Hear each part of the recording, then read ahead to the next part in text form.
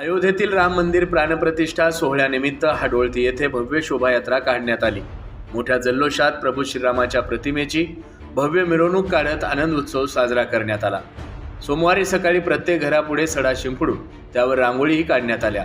मुख्य चौक आणि गल्लीबोळात श्रीरामाचे मोठे फलक, रस्त्यांच्या दुतर्फा भगवे झेंडे व पताका यामुळे हाडोळतीत राममय झाली होती।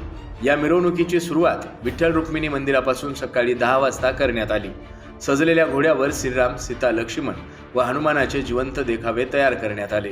मिरवणुकीत ज्येष्ठ नागरिक, विविध संघटनेचे पदाधिकारी आणि व्यापारी वर्गाचा उत्साह वाखाणण्याजोगा होता। महिलांनी डोक्यावर तुळशी वृंदावन घेत मोठ्या उत्साहात सहभाग नोंदवला। वारकऱ्यांनी टाळ मृदुंगाच्या गजरात भजनावर ठेका धरला, तर शालेय विद्यार्थ्यांच्या टिपरे व झांज पथकाने आपली कला सादर करत उपस्थितांचं लक्ष वेधून घेतलं। ही मिरवणूक शहरातील मुख्य रस्त्याने निघून छत्रपती शिवाजी महाराज चौकात आल्यानंतर महाराजांच्या प्रतिमेचं पूजन करून प्रभू श्रीरामाच्या प्रतिमेवर अक्षता वाहण्यात आल्या।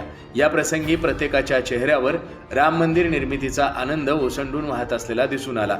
यावेळी तरुणांनी डीजेच्या तालावर ठेका धरत जय श्रीरामाच्या घोषणा देत सारा परिसर दणानून सोडला होता। मारुती मंदिर येथे येऊन या मिरवणुकीची सांगता करण्यात आली।